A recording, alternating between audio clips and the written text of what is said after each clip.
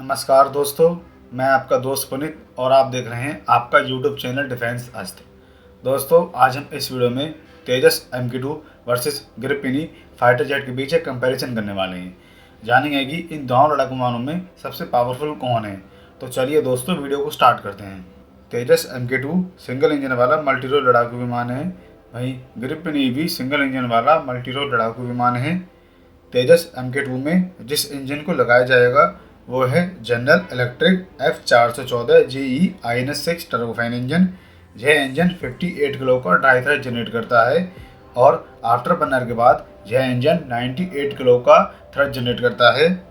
वहीं ग्रिपेनी लड़ाकू विमान में जो इंजन लगा हुआ है वो है F414 G टर्बोफैन इंजन। यह इंजन भी 58 किलो का ड्राई थ्रस्ट जनरेट करता है और आफ्टर बर्नर के बाद यह इंजन 98 किलो का थ्रस्ट जनरेट करता है। दोस्तों, देखें तो इन दोनों फाइटर जेट के इंजन की पावर तकरीबन सेम ही है, लेकिन दोस्तों फ्यूचर में प्लान है कि तेजस MK2 में स्वदेशी इंजन को लगाया जाएगा जो आफ्टर बर्नर के बाद 110 किलो न्यूटन का थ्रस्ट जनरेट करेगा। बात करें इनके परफॉर्मेंस की, तेजस MK2 की स्पीड 1.8 मैक है और इसका रेट ऑफ क्लाइम 254 मीटर पर सेकंड का है। वहीं ग्रिपेनी लड़ाकू विमान की स्पीड 2.0 मैक है और इसका रेट ऑफ क्लाइम 254 मीटर पर सेकंड का है। दोस्तों, देखें तो स्पीड ग्रिपेनी की ज़्यादा है तेजस MK2 से।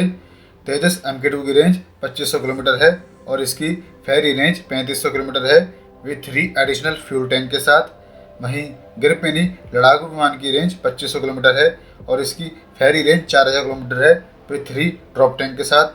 तेजस MK2 का कॉम्बैट रेडियस 1500 किलोमीटर है, वहीं ग्रिपेनी फाइटर जेट का कॉम्बैट रेडियस 800 किलोमीटर है। तेजस MK2 लड़ाकू विमान की सर्विस सेलिंग 17300 मीटर है, वहीं ग्रिपेनी लड़ाकू विमान की सर्विस सेलिंग 16000 मीटर है। दोस्तों, देखें तो सर्विस सेलिंग तेजस MK2 की ज़्यादा है ग्रिपेनी से। तेजस MK2 लड़ाकू विमान का एम्प्टी वेट 7850 किलोग्राम है और इसका ग्रॉस वेट 11300 किलोग्राम है और इसका मैक्सिमम टेक वेट 17500 किलोग्राम है। वहीं ग्रिपेनी लड़ाकू विमान का एम्प्टी वेट 8000 किलोग्राम है और इसका ग्रॉस वेट 10500 किलोग्राम है और इसका मैक्सिमम टेक वेट 16500 किलोग्राम है। बात करें इनके रडार सेंसर की, तेजस MK2 में स्वदेशी उत्तम एस रडार को लगाया जाएगा। दोस्तों, उत्तम एस रडार को अपग्रेड किया जा रहा है और अब इस रडार सिस्टम की रेंज 220 किलोमीटर की होगी फॉर 2 मीटर स्क्वायर टारगेट को लेकर।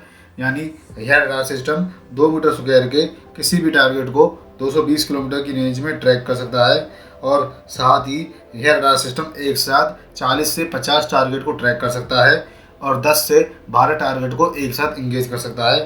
साथ ही इस रडार सिस्टम की जो फील्ड व्यू रेंज है वो 180 डिग्री की होगी। यानी यह radar system 90 degree up and 90 degree down के साथ किसी भी टारगेट को 220 किलोमीटर की रेंज में ट्रैक कर सकता है। वहीं ग्रिपेनी लड़ाकू विमान में सेलेक्स का ES-05 रेमन एस रडार लगा हुआ है। इस रडार सिस्टम की रेंज 150 किलोमीटर है फॉर 2 मीटर स्क्वायर टारगेट को लेकर। यानी यह रडार सिस्टम 2 मीटर स्क्वायर के किसी भी टारगेट को 150 किलोमीटर की रेंज में ट्रैक कर सकता है और साथ ही यह रडार सिस्टम एक साथ 19 टारगेट को ट्रैक कर सकता है और 5 टारगेट को एक साथ इंगेज कर सकता है। और साथ ही इस रडार सिस्टम की फील्ड व्यू रेंज भी 180 डिग्री है। यानी यह radar system 90 degree up and 90 degree down के साथ किसी भी टारगेट को ट्रैक कर सकता है। तेजस MK2 में जिन सेंसर को लगाया जाएगा वो है unified electronic warfare suit UEWS, dual colour missile approach warning system, infrared search and track ISD system. यह सब सेंसर तेजस MK2 में लगे हुए होंगे। वहीं ग्रिपेनी लड़ाकू विमान में जिन सेंसर को लगाया गया है वो है infrared search and track ISD system, missile approach warning system, laser warning receiver. यह सब सेंसर ग्रिपेनी में लगे हुए हैं।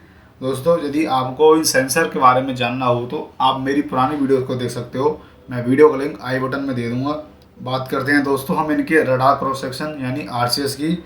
तेजस MK2 फाइटर जेट का radar cross section 0.5 metre square का होगा। इस रडार क्रॉस सेक्शन की वजह से ग्रिपेनी तेजस MK2 को मात्र 60 किलोमीटर की रेंज में ट्रैक कर सकता है और ISD सिस्टम की मदद से यह तेजस MK2 को 100 किलोमीटर की रेंज में ट्रैक कर सकता है। वहीं ग्रिपेनी लड़ाकू विमान का radar cross section 1 metre square का है। इस रडार क्रॉस सेक्शन की वजह से तेजस MK2 ग्रिपेन ई को 160 किलोमीटर रेंज में ट्रैक कर सकता है। बात करें दोस्तों हम इनके कॉकपिट की, तो तेजस MK2 के कॉकपिट में 2 लार्ज डिस्प्ले और एक स्मॉल मल्टीफंक्शन डिस्प्ले भी लगी हुई है।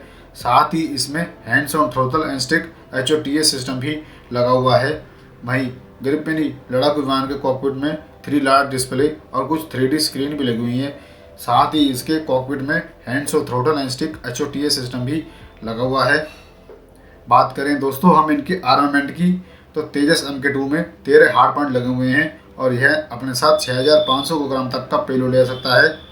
वहीं ग्रिपेन ई लड़ाकू विमान में 10 हार्ड पॉइंट लगे हुए हैं और यह अपने साथ 5300 किलोग्राम तक का पेलोड ले सकता है।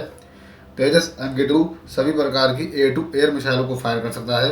तेजस MK2 में जिस एयर टू एयर मिसाइल को लगाया जाएगा वो है अस्त्र मार्क 1 और अस्त्र मार्क 2। अस्त्र मार्क 1 मिसाइल की रेंज 110 किलोमीटर है और अस्त्र मार्क 2 मिसाइल की रेंज 160 किलोमीटर है।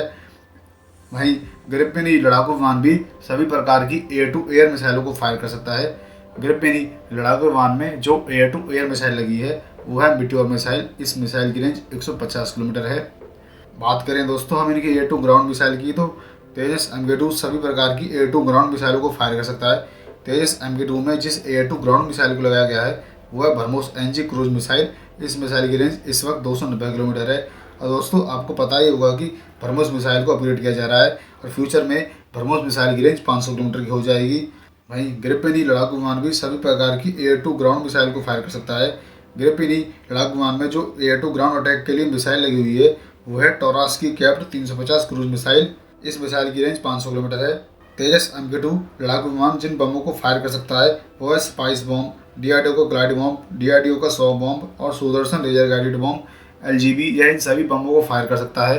वहीं ग्रिपेन ई लड़ाकू विमान जिन बमों को फायर कर सकता है वो है GBU-12 पेवे 2 layer guided bomb LGB, BK-90 cluster bomb, mark 82 bomb, यह इन सभी बमों को फायर कर सकता है।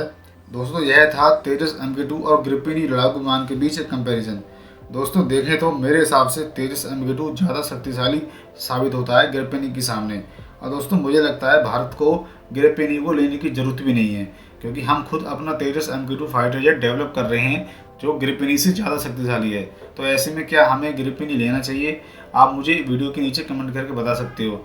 दोस्तों यदि आपको आज का वीडियो पसंद आया हो तो वीडियो को लाइक कीजिएगा और चैनल को सब्सक्राइब कीजिएगा। मिलते हैं दोस्तों हम आपसे अगली वीडियो में, तब तक के लिए नमस्कार, जय हिंद।